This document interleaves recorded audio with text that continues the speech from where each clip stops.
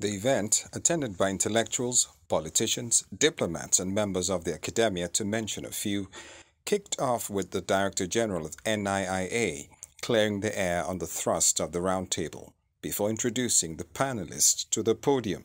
We are not here to talk about the merits or demerits of the cases, whether people won or people lost. We are not looking at the judicial processes. We are not party faithful here. We are not, people who are partisan in any way.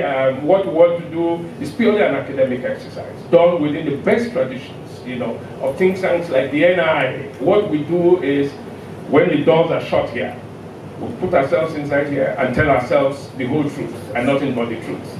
The truth about our processes, what we have done right, what we have not done right, and so on, so that the country can benefit from a roundtable like this going forward. Africa's leading scholar of electoral administration and politics, Professor Jinadu, took the audience on an insightful expedition looking at the glitches during the elections caused by an unfavorable environment for transparency and accountability, while other speakers on the day waded into the challenge of weak institutions, the abuse of power by the incumbent, and INEC's inability as the electoral umpire to conduct free and fair elections. We are not invested in democracy the way we should have invested in it. We have left politics to the politicians. And the politicians and the state, Nigerian state in particular, they have failed us woefully. That is why the state, if you go around Lagos, go around many major urban centers in the country, estates are gated. Estates are gated because we do not want marauders to come at night to steal our property, to kill us. We know the state has not provided that security that we need. So we do self-help. So why can we not do self-help in terms of what matters most about our future, our grandchildren, to take a more activist interest in politics? Why INEC may continue to fail, even if you bring the best of your people there, is that INEC gives you 100% guarantees over something they have less than 10% control. So when you see Festus Okoye with a microphone, they will tell you, will give you election that you have never seen before.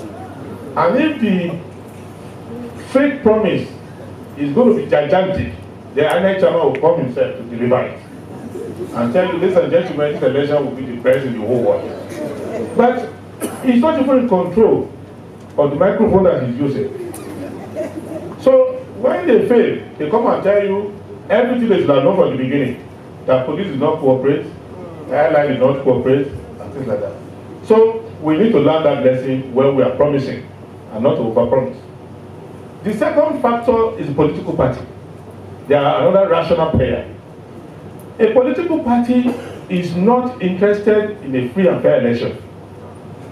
A political party is interested in winning. So I have attended political party meetings and I became the candidate of a political party, and a very good political party. Even as good as my party is, they don't discuss free and fair election. They discuss how do we win. Because it is not the duty of a football club to discuss how referees are going to be better. So if you are hired as Arsenal coach and you start telling the players, respect the referees, you have to make sure that the image of football is guaranteed worldwide. And then your manager will fire you. Other eminent personalities in attendance commended the Institute for having the fora, adding that it was a fruitful exercise and timely. Well, firstly is to commend the organizers of this forum, and of course the quality of guest speakers, to do a postmortem of the last election. For me, institutions are built around systems, procedure, and the rule of law. To deepen our democracy, we all need to make this investment to see it work. What you don't have, you cannot give. Nemo dat quod non habet. This is a post-mortem on the Nigerian elections, and these elections have shown themselves to be very important for the soul of Nigeria. First time we have a third major force at the presidential level in our elections, and younger people rising up to the occasion. So we need to ask ourselves whether or not we're getting it right. We need to ask what we can do to make it better. We need to look at what we've done wrong, and that's what we call performance evaluation. What we have seen here at this roundtable is a convergence of stakeholders not to pass judgment on the conduct of the 2023 elections, but to interrogate the process and proffer solutions. And borrowing the words of one of the panelists, if Nigerians really want to see free and fair elections conducted by INEC, they must not leave the process to politicians alone. They must participate in the process to get the desired outcome.